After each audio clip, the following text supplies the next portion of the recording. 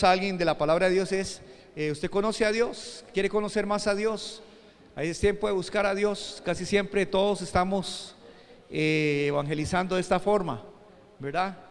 Pero ¿saben ustedes que hay un mandamiento que hay que también nosotros tenemos que tenerlo como nuestra referencia?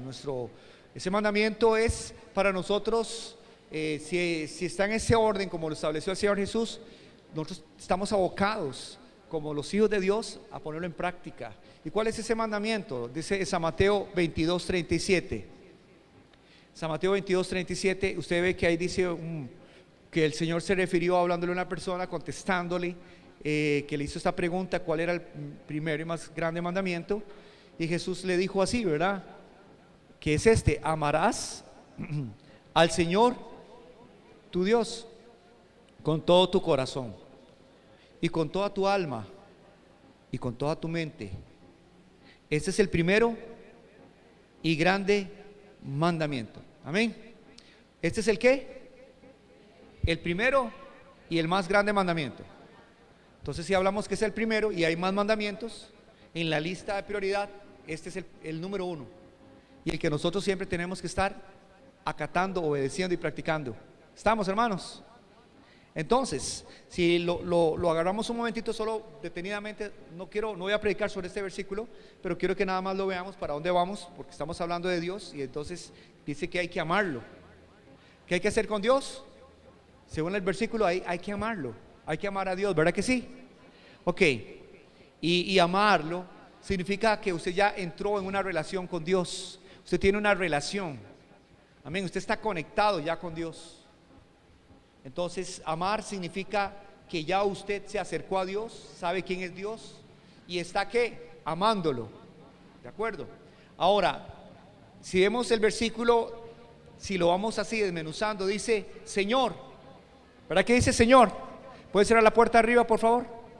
Para que no se pase el sonido, Kim. Señor, ¿verdad que dice? Porque también para amarlo hay que verlo como Él es. ¿Y Él es qué? ¿Cómo dice la palabra que es Él? Él es Señor. Diga conmigo, Él es Señor. Cuando uno habla de un Señor, está hablando de que hay alguien que obedece, ¿verdad que sí? No pueden haber dos señores. No, uno es el Señor y el otro es el súbdito, el que acata las órdenes. Tercero, también está diciendo tu Dios, ¿verdad que sí dice el versículo? ¿Al Señor qué? Tu Dios. Entonces, hermano, estamos hablando de que Él es nuestro, ¿verdad? Nuestro Dios. Lo hemos hecho que Él sea mi Dios. Amén, hermanos. No estamos hablando del Dios, de Dios a nivel generalizado, sino que estamos hablando de que ya lo hemos hecho propio. ¿Lo han hecho propio? Pregunto, hermanos, ¿a ustedes lo han hecho propio? Tu Dios. Sigamos, vea lo que dice la palabra: con todo tu corazón, con toda ¿qué? Tu alma y con toda tu mente. Es decir, como Él dice que nosotros debemos de establecer esta relación. Esta relación es tan importante que nos está describiendo cómo es que Él quiere que nos relacionemos con Él.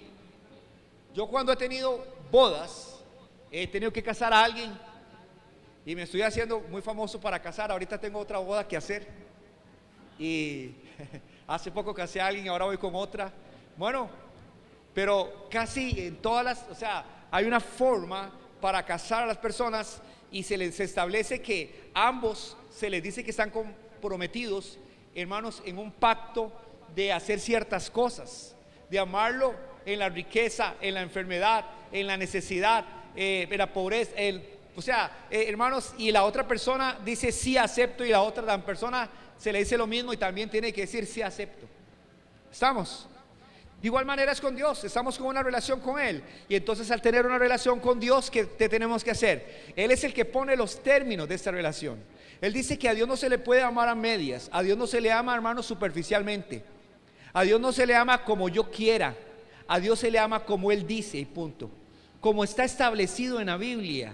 Y está establecido aquí en la palabra de Dios, que por eso es el mandamiento más grande, que se le tiene que amar, hermanos, no de labios para afuera, sino que se le tiene que amar desde adentro. Dios sabe quién le ama de corazón y quién no le ama de corazón. Y eso se manifiesta, se nota a simple vista cuando una persona ama o no ama. pero a Dios se le ama de corazón. Diga conmigo, a Dios se le ama ¿de qué? De corazón. ¿Y se le ama con qué? Con toda el alma. Amén, hermanos. ¿Qué significa con toda el alma? Diga así, como con todas las ganas. Amén, hermanos. A Dios se le ama con qué? Con todas las ganas, con toda el alma, aleluya. Pero también dice con toda ¿qué? Tu mente. Porque significa que nosotros los cristianos no es que dejamos el cerebro afuera del templo y cuando entramos a la iglesia allá lo dejamos y cuando ya nos vamos otra vez nos volvemos a poner el cerebro. No, los cristianos somos personas pensantes. Amén. Sí usamos la cabecita, el cerebro, la mente para conocer y amar a Dios. Aleluya, amén. Y a Dios hay que conocerlo. Diga conmigo, a Dios hay que conocerlo. Para eso Dios nos dio, hermano, las capacidades de que tú tienes para usar el entendimiento y conocer a Dios. Porque Dios se deja conocer. Diga conmigo, Dios se deja conocer. Dios permite que lo conozcamos, aunque es un Dios tan alto, tan trascendente, tan grande. Él nos permite y se hace a la altura de nosotros para que lo podamos conocer. Aleluya, amén. Entonces Dios está diciendo: yo quiero que ustedes me conozcan cada día más. Digan conmigo, Dios quiere que lo conozcamos a Él cada día mejor, más y más. Esa es la relación que va a crecer entre nosotros y Él. Aleluya, amén. Entonces, este Dios que debemos de amar, este Dios que estamos diciendo que tenemos que amar, es el Dios de la Biblia. Aleluya, amén. Vuelvo a decirlo, el Dios de la Biblia. Y quiero ser claro con esto, porque cuando usted dice la palabra Dios y todo el mundo usa la palabra Dios, hay un temblor. Y todo el mundo, hasta el que dice malas palabras, dice: ay, Dios mío. ¿Cierto, hermanos? Entonces, no estamos hablando del Dios que la gente opina, sino el Dios de las Sagradas Escrituras. Amén. Y este Dios de la Biblia es tal como en la Biblia dice que Él es, como Él se manifiesta. Amén. Como Él se ha dado a conocer. Y sabemos, hermanos, que Dios se dio a conocer paulatinamente. Poco a poco Él se dio a dar a conocer por medio, hermanos, de una relación con personas escogidas. Luego, hermanos, con el pueblo de Israel. Y hermanos, y como lo máximo, el Señor Jesús dijo: el que me ha visto a mí ha visto al Padre. Amén, hermanos. ¿Cómo sabemos cómo es Dios? Como es Jesucristo. Entonces un día una niñita llegó escuchando que el que ha visto a Dios ha visto al Padre. Entonces dice, ella buscando una analogía, porque la maestra de escuela dominical le estaba explicando eso. Y entonces ella llegó y dijo: entonces lo que usted quiere decir que Jesús es la mejor fotografía de Dios. Y así es, Jesús es el que ha visto a Jesús. ¿Ha visto a quién? Al Padre. Conocer a Jesús es conocer al Padre. ¿Cómo es el Padre? Tal como es Jesús. Aleluya, amén, hermanos. Ahora, vean lo que les voy a explicar. Dios no es como la gente supone que Él es. ¿Escucharon bien, hermanos? Eso significa suposiciones, porque la gente puede tener un criterio, una opinión. Y yo le pregunto a una persona: para usted, ¿cómo es Dios? ¿Quién es Dios? Y esa persona va a decir lo que ella cree que es Dios. Usted le pregunta a otra persona y esa persona, depende de quién sea y también lo que ha creído, ella va a decir quién es Dios. Y yo pregunto, esas dos opiniones, de verdad, así es Dios y ese es Dios. Y vieras que, hermanos, puede que lo que ellos han dicho está muy largo de lo que es Dios. ¿Por qué? Porque Dios no es lo que la gente supone, ni tampoco lo que la gente inventa de Dios, ni lo que la gente imagina que es Dios. Eso es como que le cuenten a alguien: ¿cómo es el hermano Enrique? Y usted no lo conozca, ahora están conociéndolo porque yo les estoy presentando. Pero los que los hemos conocido, el hermano Enrique que está aquí, entonces sepan, hermanos, que ya yo puedo decir de primera mano quién es el hermano Enrique y cómo es el hermano Enrique. Pero el que no lo conoce solamente se basa en lo que yo digo, porque no tiene una relación personal con él. Pero nosotros sabemos, hermanos, que Dios no es lo que la gente opina que es Dios. Porque puede estar muy lejos, muy lejano eso de quién verdaderamente es Dios. ¿Cómo sé que es Dios? Aquí está, hermanos. ¿Cómo es Dios? Aquí está en la palabra de Dios. Él mismo se da a conocer y se presenta: este soy yo, dice el Señor en su palabra. ¿Cuántos alaban al Señor por eso? Amén, hermanos. Entonces, si una persona no tiene una concepción clara de quién es Dios y es diferente a lo que Dios dice en la Biblia. ¿Sabe cómo se llama eso? ¿Sabe cómo se llama eso? ¿Qué hizo el pueblo de Israel cuando ellos pensaron que Jehová los había libertado y que Moisés no bajaba de la montaña, del monte, y ellos querían celebrarle a Dios la liberación de ser esclavos? Hermanos, ¿qué hicieron ellos? ¿Qué hicieron ellos para agradecerle a Dios? Ya que Moisés no estaba y no llegaba y ellos querían hacerle una fiesta a Dios. ¿Qué hicieron? Hicieron un Dios ¿a qué? A su antojo. Hicieron un becerro de oro. ¿Se dan cuenta, hermanos? El ser humano en su corazón piensa que así es Dios y están muy equivocados.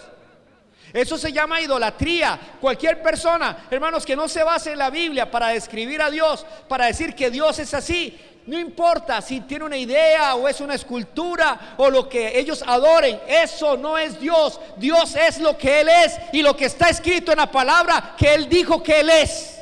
Amén, hermanos.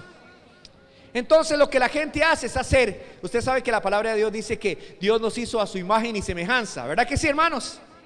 Pero la gente lo que quiere hacer es al revés, hacer a Dios ¿a qué? A su imagen y semejanza. ¿Usted me entiende? Por ejemplo, yo he escuchado que en ciertos países, depende del lugar donde están, si es en África, el Cristo no es, hacen un Cristo negro. Y si van a China, hacen un Cristo con los ojos rasgados. La gente lo hace ¿a qué? Y lo moldea a como ellos lo conciben a Jesús. Pero hermanos, el Señor es más que eso. El Señor, hermanos, es lo que Él dijo que es y lo demás es idolatría. Pero gracias a Dios porque todos tenemos la palabra, aleluya. Levante su mano. Usted no anda en ignorancia, usted no anda, hermanos, a ciegas. Usted tiene, ¿sabe qué? La palabra que alumbra. Usted sabe que usted puede andar en certeza. Hermanos, aquí está todo lo que Dios dice que acerca de quién es Él, aleluya, amén. Y vean, hermanos, yo me encontré 3 pasajes que me gustó mucho de cómo estos Pablo y Judas describen a Dios. Vean, por favor, buscamos Romanos 16, 27. Por favor, busquen Romanos 16, 27 y vean cómo aparece ahí. Y luego vamos a ver los otros 2 pasajes para que ustedes vean cómo cuando ellos hablan de Dios, hablan de tal forma para darle gloria, honra y alabanza, y usan este término. Vean lo que dicen ahí, vean lo que dice Romanos 16, 27 en esa doxología. Dice: al único y sabio Dios sea gloria mediante Jesucristo para siempre, amén. Gloria a Dios. Es Pablo que está escribiéndole a los romanos. Pero también buscamos 1 Timoteo 1:17 y también dice una vez más, es una frase que usa él, Pablo, para describir a Dios, y dice así: por tanto, 1 Timoteo 1:17 también, por tanto, al Rey de los siglos, inmortal, invisible, ¿y qué dice él? Al único y sabio Dios, sea que honor y gloria por los siglos de los siglos, amén. Pablo estaba explotando de adoración y de alabanza para el Señor, gloria a Dios, y le dice al único y sabio Dios. Y entonces encontramos que Judas también utiliza esta misma palabra para describir a Dios. Judas 1:25, vea lo que dice: al único. ¿Por qué estarán diciendo ellos al único y sabio Dios para describir a Dios? Y quisieron usar ese término. Dice: nuestro Salvador, sea gloria, ¿y qué dice? Y majestad, imperio y potencia, ahora y por todos los siglos, amén. Entonces, cuando ellos escogieron las palabras de expresión que iban a quedar, hermanos, acá en la escritura, cuando hacían sus cartas, y hoy nosotros sabemos que es la Biblia para nosotros, en ese tiempo es una carta que estaban nada más ellos enviando, inspirados por el Espíritu Santo, desde luego. Pero, hermanos, usan esa palabra para referirse al Señor. Le dice único, al único, repita conmigo, al único al único y sabio Dios para darle gloria y alabanza. Tal vez usted no la usa mucho. Ellos la escogieron, ellos la usan. Y entonces empecemos a ver por qué será que ellos usaban estas palabras. Y vean por favor, cuando decimos solamente vamos a tener 2 puntos hoy, dice una es que Dios es único y la otra es que Dios es sabio. Amén. Y usted va a crecer en su fe y en el conocer mejor al Señor. Diga conmigo, nuestro Dios es único. ¿Quién como nuestro Dios? Alábele, alábele, dígale, ¿quién como Jehová? ¿Quién como nuestro Dios? Amén, Él es único. Todos sabemos, hermanos, que cuando estamos hablando de la Biblia, estamos hablando de otros tiempos. Y estamos hablando, si es el Antiguo o el Nuevo Testamento, al fin y al cabo, en ese tiempo, hermanos, las diferentes naciones, las diferentes culturas, y todos tenían no solo un Dios. O sea, la mayoría eran no solamente un Dios, eran politeístas, creían en muchos dioses, creían, hermanos, en diferentes divinidades para todo. Y leía yo, hermanos, que por ejemplo en Egipto, que tenían tantos dioses, hubo uno de aquellos faraones que quiso cambiar la cosa y que solo hubiera un Dios.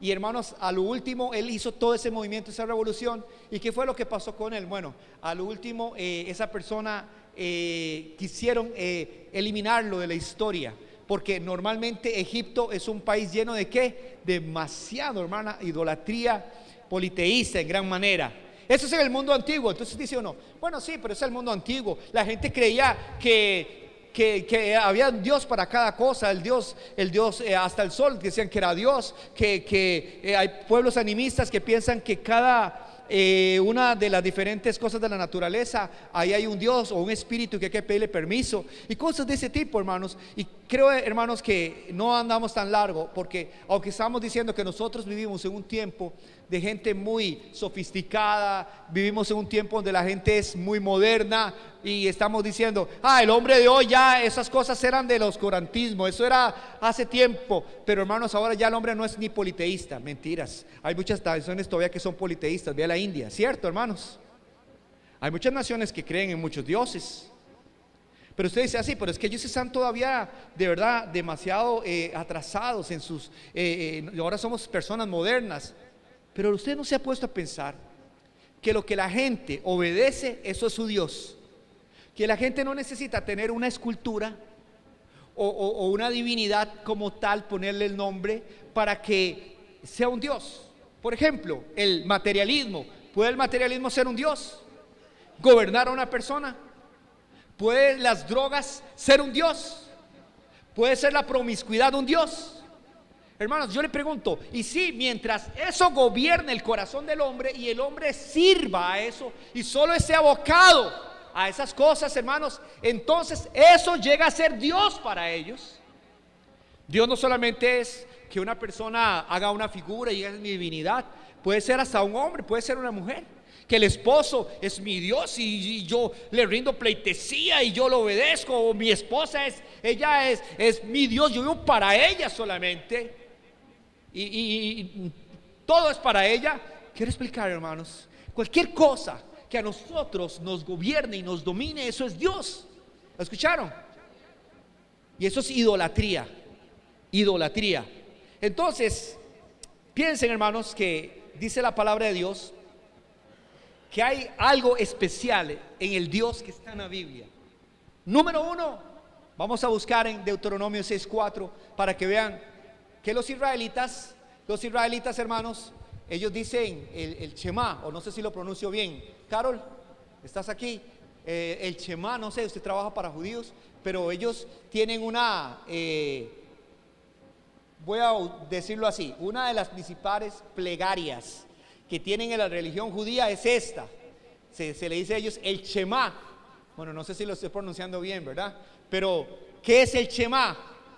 Es esto que vamos a leer. Escucha, ¿qué dice? Oye Israel, Jehová nuestro Dios, ¿qué dice? Jehová uno es. Así como usted lo ve tan sencillo, para los israelitas esta es una de las oraciones, o si no la más importante en la confesión de fe de ellos. Oye Israel, Jehová nuestro Dios, Jehová uno es. Amén. Y ustedes lo van a ver. En la versión internacional dice: escucha Israel, el Señor nuestro Dios es el único Señor. Amén, hermanos. Eso es lo que significa. El Señor nuestro Dios es el único Señor. Amén. Único, que no hay otro. Diga conmigo, único, no hay otro. No hay otro, aleluya. Amén, único. Nada se compara a Él. Gloria a Dios. Exclusivo, solo Él es así. Entonces dice Isaías 44:8, cuando Dios habla y se refiere a sí mismo, Él dice así, hablando de Él mismo, dice: no temáis. Yo sé que usamos varios versículos, tal vez no ha encontrado usted el versículo y ya yo estoy pasando a otro, pero hermanos, por eso los ponen ahí. Amén. Y ahí usted puede apuntar la cita, pero dice: no temáis ni os amedrentéis. No te lo hice oír desde la antigüedad y te lo dije. Luego vosotros sois mis testigos. Y repitan conmigo, ¿qué dijo Dios? ¿Qué dice Dios? Otra vez diga: no hay Dios sino yo. No hay Dios sino yo. No hay fuerte. No conozco, ¿qué dice la palabra? Ninguno. Amén. ¿Y los de los otros pueblos? ¿Y los que no vienen de esta concepción de conocer a Dios por medio del pueblo judío, y nosotros judeocristianos o los cristianos, lo que quiera decir usted? Entonces, pero Dios dice: no hay Dios sino yo. ¿Y las otras naciones qué? Bueno, dejemos a Dios que hable. Isaías 45:5, que también está cerca de ese versículo. Isaías 45:5, y vea lo que dice Dios: yo soy Jehová y ninguno más hay. No hay Dios fuera de mí. Yo te ceñiré, aunque tú no me conociste. Le estaba hablando Dios a su pueblo a través de Isaías. Aleluya, amén. Entonces, somos dichosos de que usted hoy por hoy está adorando ¿a quién? A Dios, que usted conoce al Señor. Bueno, estamos diciendo que Dios es único. ¿Cuántos dicen amén? Es único, gloria a Dios. Dios es único, aleluya. Yo lo sé, claro que lo sé. Pero ¿por qué se lo digo? Porque está escrito en su palabra: al único y sabio Dios. Resulta que un día me cuenta una familiar de mi esposa que empezó a trabajar en una empresa y estaba muy feliz porque es una empresa muy conocida a nivel mundial. Pero cuando ella consiguió trabajo en esa empresa y ella se identifica como cristiana, le dijeron lo siguiente. Le dijeron: bueno, quiero que sepas que aquí habemos de diferentes religiones. Aquí hay personas que creen en esto y en lo otro, y aquí y allá, que católicos. Aquí hay personas que son budistas. Aquí hay personas de diferentes religiones. Y dice: y todos nos llevamos muy bien, porque hemos aprendido que cada quien tiene derecho a adorar a su Dios y creer que ese es su Dios, y tranquilo, aquí todos tenemos paz, nos respetamos los unos a los otros. Y entonces como que de una vez le marcaron la cancha, ¿verdad que sí? ¿Por qué le marcaron la cancha? ¿Por qué sería que le marcaron la cancha a ella que era cristiana? ¿Saben? Les voy a decir, hermanos, el problema que a veces nos dicen a nosotros los creyentes, a los cristianos, es que nosotros tenemos una situación. ¿Cuál es nuestra situación? Que el cristiano eso no lo puede negociar. Que nosotros no podemos decir: yo respeto que tú eres, que ese es tu Dios. Si tú crees que ese árbol es tu Dios, bienvenido sea. Si tú crees que el Buda ese es tu Dios, bienvenido sea. Allá usted. Los cristianos no podemos hacer así. Nosotros sabemos, hermanos, que no somos muy tolerantes, ¿verdad que sí? ¿Por qué no somos tolerantes los cristianos? ¿Saben por qué? Porque decir que lo que ellos están haciendo está bien es ser partícipe de su ignorancia y de su idolatría. Porque escrito está, amén, que solo existe un Dios y fuera de Él no existe Dios. En la palabra de Dios lo declara. Amén, hermanos. Entonces nosotros siempre vamos en un sentido de decir, de apología, de hermanos, de defender nuestra fe a capa y espada. Y lógicamente no vamos a caer bien. ¿Por qué no vamos a caer bien, hermanos? Porque, hermanos, la palabra de Dios no se negocia. Lo que Dios dice no se negocia. Yo no voy a hacer las paces con usted solamente para llevarme bien. Yo prefiero quedar bien con Dios y no con los hombres. Amén, hermanos. Es como aquel hermano, en su ignorancia llegó y dijo: yo no me meto con el diablo. ¿Para qué? Hice un trato con el diablo. En primer lugar, con el diablo no se hace tratos. Y en su ignorancia dice: yo hice un trato con el diablo, yo no me meto con él para que él no se meta conmigo. Y eso se llama ignorancia. ¿Por qué, hermanos? Porque, número uno, con el diablo no se negocia. Y en segundo lugar, ¿sabe qué? El diablo nunca respeta ningún trato. Él es un estafador. Amén, hermanos. Entonces, alábele, amén, que usted tiene al Señor Dios Todopoderoso, hermanos, y sabe que tú no estás, hermanos, con palitos ahí viendo a ver, encontrar el camino. No, ya tú tienes certeza que Jesús dijo: yo soy el camino, la verdad y la vida. Nadie viene al Padre sino por mí. Jesús hizo un puente para que tú pudieras conocer al único y verdadero Dios. Amén, hermanos. Por eso está escrito en la palabra del Señor, en el libro de San Juan 17:3: y esta es la vida eterna, que te conozcan a ti, el único Dios verdadero. Esa es la vida eterna, y a Jesucristo, a quien has enviado. Aleluya. Y si usted pasó de un lado al otro por el puente que se llama Jesucristo, porque eso es la vida eterna, conocer a Dios y a su Hijo Jesús. ¿Cuántos dicen amén? Y entonces, hermanos, ya, gloria a Dios, no andamos, hermanos, en idolatría, en ignorancia, sino que somos afortunados, somos bienaventurados por tener, hermanos, la revelación de quién es Dios. Aleluya. Ustedes saben que los samaritanos, le dijo el Señor Jesús a la mujer samaritana: vosotros adoráis, ¿quiénes? A lo que no sabéis. En San Juan 4:22, nosotros adoramos, repita conmigo, nosotros adoramos lo que sabemos. Otra vez, nosotros adoramos lo que sabemos. Cuando yo estoy adorando aquí al Señor, no estoy imaginando cómo es el Señor. Yo estoy adorando al Señor que está aquí en la palabra de Dios. Y los momentos más preciosos que yo he tenido cuando he adorado al Señor, ¿sabe cuándo es? Cuando yo recuerdo lo que Cristo hizo por mí en la cruz del Calvario. Cuando yo recuerdo aquella mujer que lavó los pies del Señor Jesús, hermanos, y lo hacía con tanto amor que lloraba. Amén, hermanos, ¿se recuerdan? O aquella mujer, hermanos, que derramó su perfume para Él. Y entonces cuando yo estoy adorando al Señor, yo sé que ese es el Dios que yo adoro y al que yo sirvo, al Dios omnipotente, al Dios trino, al único que se merece la gloria, el honor y la alabanza. Amén, hermano amado. Y si yo adoro a un Dios verdadero, no a un Dios, hermanos, que tiene que llevarlo cargando y todo eso, como la gente en idolatría lo hace. Pero yo cuando adoro, yo adoro a un Dios vivo. Y si yo adoro a un Dios vivo, yo tengo que manifestar que estoy sirviendo, que estoy glorificando a un Dios, hermanos, que se merece que le amemos con todo el corazón, con toda la mente y con todas nuestras fuerzas. ¿Cuántos dicen amén? Y entonces, hermanos, Dios nos ha dado a conocer la revelación de quién es Dios.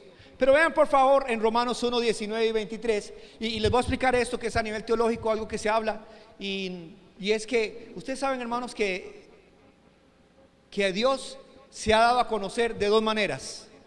¿Cómo, pastor? No está diciendo que Dios se dio a conocer solamente a través de la Biblia. Voy a explicarle, espere para hablarle con más detenimiento. Uno es, hay una revelación que es general para todo el mundo.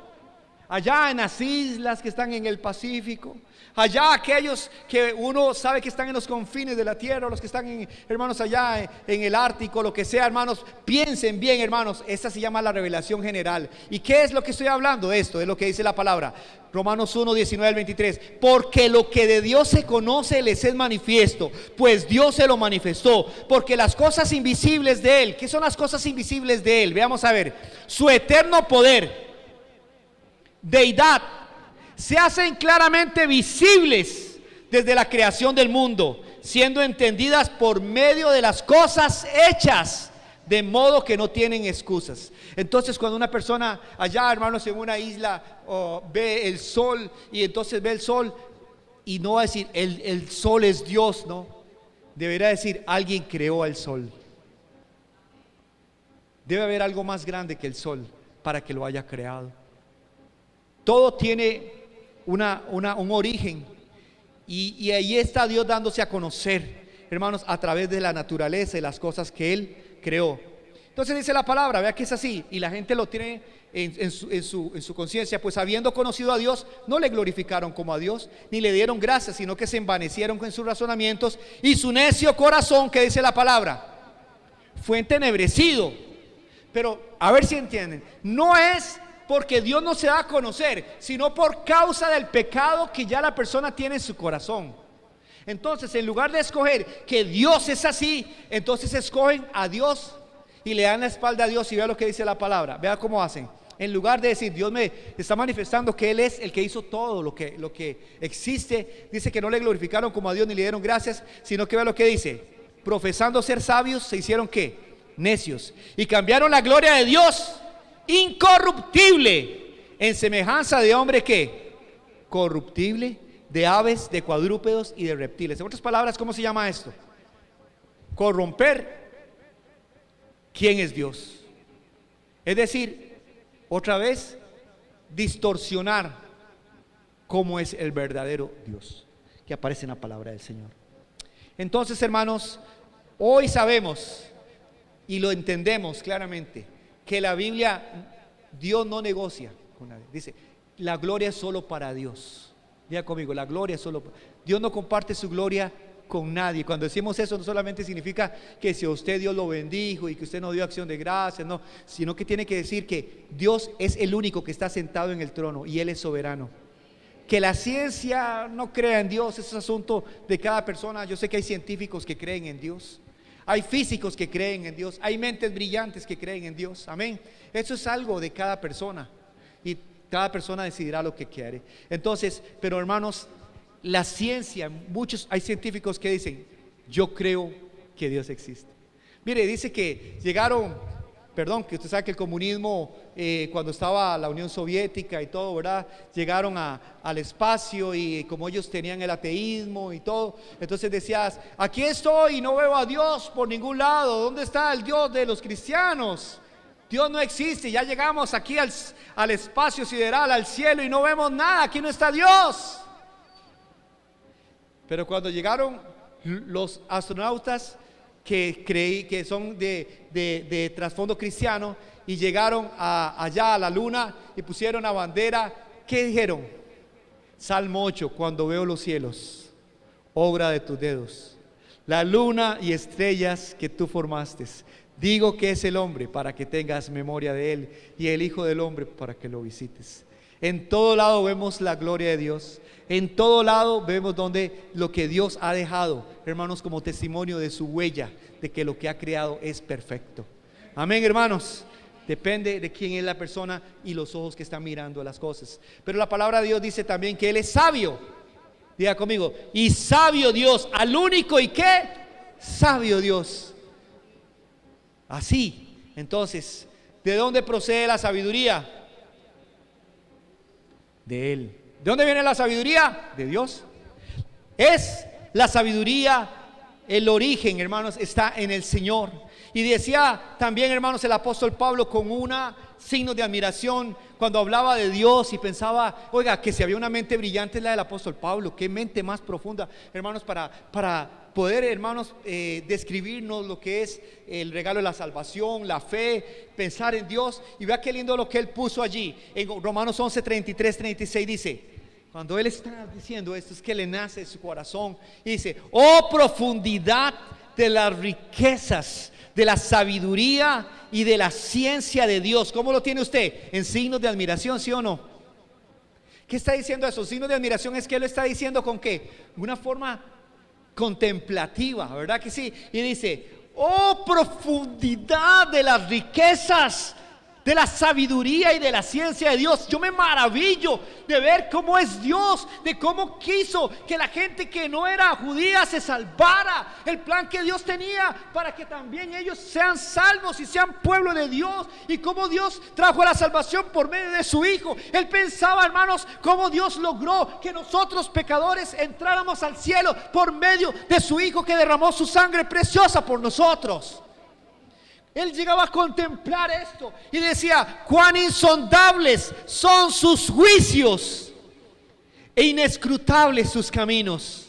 Porque ¿quién entendió la mente del Señor? ¿O quién fue su consejero? ¿O quién le dio a él primero para que le fuese recompensado? Porque de él y por él y para él son todas las cosas. Y otra vez termina alabando a Dios diciendo, a él sea la gloria por los siglos. Amén. Por eso Pablo decía que cuando el Señor lo salvó a él, siendo que él era un perseguidor de los cristianos, Dios tuvo misericordia de él. Él se merecía el infierno. Era decir, si había alguien que se merecía el infierno, decía Pablo, era yo. Imagínense, perseguía a los cristianos, mataba a los cristianos. Si no fue porque el Señor Jesús se le aparece en el camino, estaría hoy quemándose en el infierno. Por eso él dice, yo como un abortivo se me pareció a mí. Aleluya. Y sabe que, hermanos, dice que yo soy deudor para el Señor de toda la misericordia de Dios, porque me salvó. ¿Cuántos alaban al Señor? Entonces dice el Señor en su palabra, Isaías 45, 11 al 12, y les explico de su sabiduría infinita. Así dice Jehová, el Santo de Israel. Isaías 45, 11 al 12. Así dice Jehová, el Santo de Israel y su formador. Preguntadme de las cosas por venir. ¿Quién tiene las respuestas de las cosas por venir? ¿Quién es tan sabio para saber lo que va a pasar? ¿Quién tiene la sabiduría, hermanos, para saber lo que va a acontecer y que tiene el dominio de las situaciones? Solo hay uno y se llama Dios. Y dice la palabra, mandadme acerca de mis hijos y acerca de la obra de mis manos. Yo hice la tierra y creé sobre ella al hombre. Yo, mis manos extendieron los cielos y todo su ejército mandé. Aleluya. Había un gran filósofo que se llamaba Kant, y los que estudian filosofía como que lo nombran mucho a él. Y ¿sabe qué dijo él? Kant llegó y dijo, dos cosas me maravillan, porque era una persona que pensaba mucho sobre la vida, sobre cómo era todo, y él dijo, dos cosas me maravillan: afuera los cielos estrellados, una noche viendo todas las estrellas por todos lados, las constelaciones, dice, una de esas es ver las estrellas, me maravilla. Y la otra cosa que me maravilla es la ley interior, porque todo ser humano tiene una ley interior adentro. Y él dijo eso. Entonces la gente, los que estaban estudiando, dice, ¿qué quiso decir Kant con eso? ¿Sabe qué dijo? Que así como existen leyes físicas, hermanos, que rigen el universo, porque es así, ¿verdad? Existe la gravedad. Existen leyes que gobiernan y dominan y controlan las cosas. Todo tiene un orden, ¿verdad que sí? Establecido por Dios. De igual forma, así como se ve todas esas leyes y la gente sabe que hay que respetar esas normas, escuche bien, también dentro de nosotros Dios puso leyes que son leyes morales y espirituales, y que, hermanos, esas leyes o se obedecen, o, hermanos, o nosotros mismos nos autodestruimos. Se lo explico de esta forma, con este ejemplo. Un aviador le estaba explicando cómo es que un aparato como un avión, una avioneta, puede subir siendo que es tan pesado y surcar los aires. ¿Cómo hace si eso pesa mucho? Y entonces el aviador le estaba explicando al otro, sencillamente nosotros tenemos que obedecer las leyes que ya existen de la física. Nosotros no inventamos las leyes de las físicas, ya estaban las leyes en el espacio. Lo que hacemos es obedecer las leyes que ya existen. Amén. Y dice él, así entendemos que un aparato como esto puede surcar los aires. ¿Por qué? Porque está respetando las leyes que existen de la física. ¿Quién hizo esas leyes de la física sino Dios? El hombre no las inventó, el hombre las descubre y las aprovecha. Y yo pregunto, ¿y las leyes que están adentro del corazón, quién las inventó? Ser bueno, decir la verdad, hacer el bien a los demás, no perjudicar a nadie. ¿Quién inventó todas esas leyes que están dentro del corazón si no es el mismo Dios? Y tan fiables son las leyes de la física afuera para poder volar, como las leyes que están adentro de nosotros para que nos vaya bien. Y entonces cuando obedecemos a Dios, hermanos, las cosas van bien. Dígale al que está a la par, cuando obedecemos a Dios, nos va bien.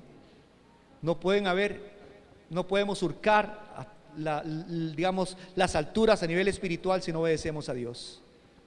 Estoy concluyendo, hermanos, pero digan conmigo, Dios mío, tu sabiduría es infinita. Dígale al Señor, tus planes son perfectos. No tenga temor, hermano, los planes de Dios son perfectos. ¿Sabe qué? Había un dicho que decía que debajo de cada piedra está Cristo, escrito Cristo. Debajo de cada tronco, usted lo rompe en la corteza y está Cristo. ¿Qué querían decir los antiguos cuando decían esto? Los primeros cristianos, ¿qué querían decir? ¿Sabe qué es? Que por medio de Cristo fueron hechas todas las cosas y por medio de Él subsisten. Y nosotros lo único que tenemos que hacer es vivir al estilo de Jesús, al modo de Jesús, porque Jesús dijo que Él era el camino. No hay otra forma mejor de vida que seguir y vivir y experimentar la manera que Cristo nos enseñó. Por eso seguimos a Cristo y vivimos para Cristo. ¿Cuántos dicen amén? Y a su nombre. Entonces, hermanos, ¿cuántos se asombran de la perfección de Dios, de su sabiduría? Y pueden decir, en cada cosa que veo a mi Dios. ¿Es Dios arquitecto? ¿Es Dios arquitecto? Agarre un microscopio, vea un grano de arena, vea un copo de nieve, y usted va a ver, hermanos, estructura, va a ver forma. Aleluya, ¿verdad que sí? Hermanos, vea usted un atardecer y vea cómo se pintó el paisaje. Dígame si son colores bellísimos. Vea usted, hermanos, las flores, los colores tan vivos que tienen y la diversidad de belleza que hay, hermanos, en la creación de Dios y la naturaleza. Usted no va a decir, es asombroso, es maravilloso. Y todo esto tiene un diseño. ¿Sabe por qué es? Porque no se creó solo, Dios creó todas las cosas. Y si vos te encontraras un reloj en la arena, como dicen las personas, te encuentra usted un reloj en la arena, usted no va a decir, esto lo produjo la naturaleza. Porque usted ve el reloj que tiene ¿qué? Adentro tiene perillitas, tiene todo que funciona, ¿no? Así, Dios creó todo con tanta capacidad de sabiduría. Y como les dije la vez pasada, hermanos, tenemos el sol en el lugar, la tierra en la distancia adecuada del sol. Más cerca, más lejos, inclinado. El sol, la tierra está inclinada. ¿Por qué está inclinada? Para que hayan 4 estaciones. Amén. La luna, ¿para qué? Para que en su órbita, hermano, se acerque o se aleje y entonces puedan producir las corrientes marinas, hermanos. Todo lo que se ocupa para que haya movimiento y que haya vida. ¿Cuántos dicen amén? Un agua estancada, hermanos, se muere. Pero lo que tiene vida, hermanos, todo lo hizo Dios con ciencia y su sabiduría es infinita. ¿Cuántos alaban al Señor? Si usted piensa que Salomón era sabio, es porque el Señor le dio una gota de lo que Él es. Aleluya. Y a su nombre. Entonces, hermanos, yo creo, hermanos, que en esa sabiduría de Dios tenemos que aprender algo. Estoy concluyendo nada más con este pasaje, Isaías 55, 8, 9. Isaías 55, 8, 9, para que vea lo que dice. Porque mis pensamientos, dijo Dios, no son vuestros pensamientos, ni vuestros caminos, mis caminos, dijo Jehová. Como son más altos los cielos que la tierra, así son mis caminos más altos que vuestros caminos, y mis pensamientos más que vuestros pensamientos. Entonces, si son así, estamos tan distantes de Él, lo que tenemos que hacer nosotros no es que Él se acomode a nosotros, sino nosotros acomodarnos a Él. ¿Cuántos dicen amén? El que tiene la sabiduría es Él. El que tiene las respuestas es Él. El que sabe, hermanos, cómo solucionar los problemas es Él. Pero el hombre se enreda más cuando se aparta de Dios. Pero cuando, hermanos, se acerca más a Dios, esa sabiduría de Dios. Usted sabe que nosotros nos convertimos en lo que adoramos. ¿Me entendieron lo que dije? Que nosotros nos convertimos en lo que adoramos.